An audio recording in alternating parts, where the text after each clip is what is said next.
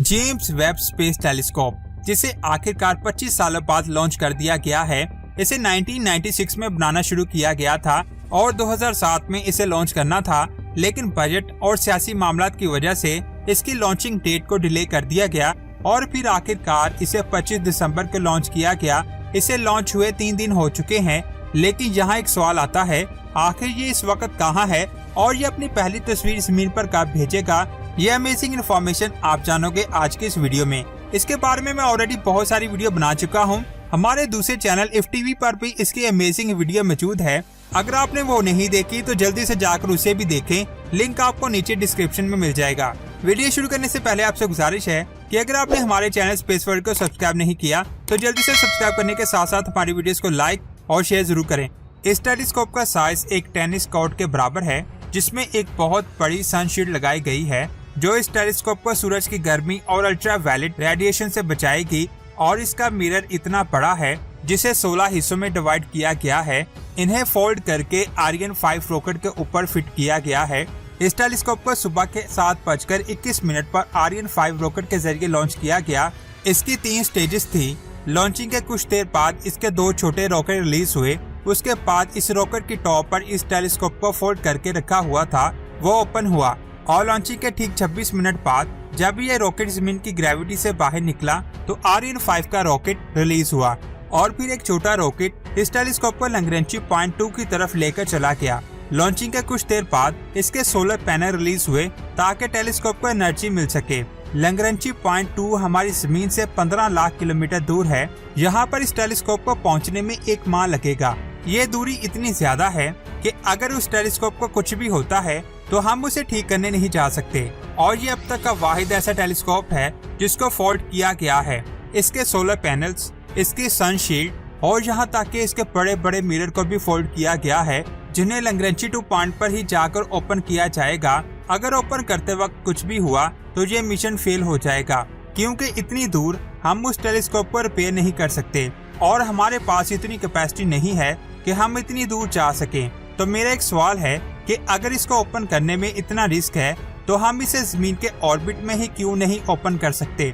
इससे पहले जब हबल टेलीस्कोप को लॉन्च किया गया था तो उसमें कुछ खराबी आ गई थी, जिसे साइंसदानों ने स्पेस में जाकर ठीक किया था। तो आखिर नासा ने इसे जमीन के ऑर्बिट में ही क्यों नहीं ओपन किया और जमीन से इतनी दूर जाकर ही क्यों ओपन किया जाएगा? तो ये बात आप जान लें, इसके कुछ पार्ट्स बहुत कम टेम्परेचर में ही काम करेंगे। अगर टेम्परेचर थोड़ा ज्यादा हुआ तो इसके पार्ट्स खराब हो सकते हैं। इसीलिए साइंसदानों ने इस टेलीस्कोप को लैग्रेंची 2 पॉइंट पर लॉन्च किया। इस जगह पर ना तो सूरज की ग्रेविटी इसे अपनी तरफ खींचेगी और ना जमीन की। इसे लॉन्च हुए 3 दिन हो चुके हैं। तो यहाँ मेरा एक सवाल है कि आखिर ये इस वक्त कहाँ है? इस स्क्रीन को देखें, ये हमारी जमीन है और ये L2 पॉइंट है। ये इस वक्त जमीन से इतने किलोमीटर दूर जा चुका है और इसकी रफ्तार ये है। इस स्पीड के साथ ये L2 पॉइंट पर 24 जनवरी को पहुंच जाएगा। मैंने डिस्टेंस इसलिए नहीं बताया क्योंकि रिकॉर्डिंग के वक्त फासला और होगा और एडिटिंग के वक्त फासला और होगा, और ये इस वक्त का मौजूदा डिस्टेंस है। इसे आप नासा की इस वेबसाइट पर जाकर भी दे सकते हैं। इस वेबसाइट का लिंक आपको नीचे डिस्क्रिप्शन में मिल जाएगा। L2 के बारे में मैं आपको मजीद बता दूं, इस तरह के 5 पॉइंट्स हैं, लेकिन L2 को इसीलिए चूज किया गया क्योंकि इस जगह पर जमीन और सूरज की ग्रेविटी बैलेंस्ड है। ना जमीन की ग्रेविटी इसे अपनी तरफ खींचेगी और ना सूरज की, बल्कि ये जमीन के गिर्द ऑर्बिट करते हुए हमारी कायनात को स्टडी करेगा।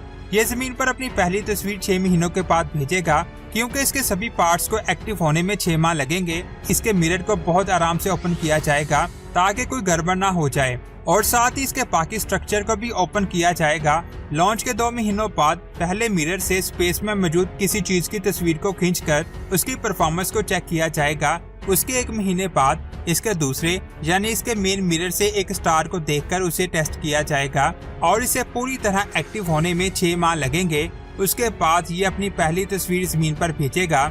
इसके 2 मेन काम है, एक तो ये जानना कि हमारी कायनात कैसे बनी और दूसरा इस बात का पता लगाना कि क्या हम अकेले हैं। ये उस लाइट को देखेगा जिसे हम या किसी भी टेलीस्कोप से नहीं देखा जा सकता। साइंसदानों का कहना है कि ये इतना एडवांस है कि हमें भी नहीं पता कि ये कायनात के कौन कौन से राजों से पर्दा उठाएगा, क्योंकि साइंसदान को बिल्कुल नहीं पता कि हम अल्ट्रावायलेट लाइट में क्या कुछ देख पाएंगे और इस लाइट में कायनात में क्या कुछ मौजूद है। स्पेस में ऐसे बहुत सारे बादल हैं जो लाइट को जमीन तक नहीं आने देते। जिसकी वजह से हमें पता ही नहीं चल पाता कि उन बादलों के पीछे क्या है। हमारी मिल्की वे गैलेक्सी के सेंटर में जो ब्लैक होल है उसे भी बादलों ने घेरा हुआ है, जिसकी वजह से आज तक हम उसे नहीं देख पाए। लेकिन अल्ट्रावायलेट लाइट इन बादलों से गुजर जाती है, जिसको ये टेलीस्कोप देखेगा और ये भी देखेगा कि एक ब्लैक होल कैसा दिखाई देता है। ये ऐसी डिस्कवरी करेगा जिसे देखकर कई साइंसदान मुसलमान हो जाएंगे और ये डिस्कवरीज अल्लाह के मौजूदगी का भी सबूत देंगी। इससे सबसे पहले उन सितारों को स्टडी किया जाएगा जिन्हें केपलर स्पेस टेलीस्कोप ने ढूंढा था, जिनमें TRAPPIST-1 solar system, Kepler 452b, GJ357b, Kepler 218b और कई सितारे शामिल हैं जो बिल्कुल हमारी ज़मीन जैसे हैं। इनमें सबसे पहले ये टेलीस्कोप ट्रैपिस्ट-1 स्टार सिस्टम को स्टडी करेगा।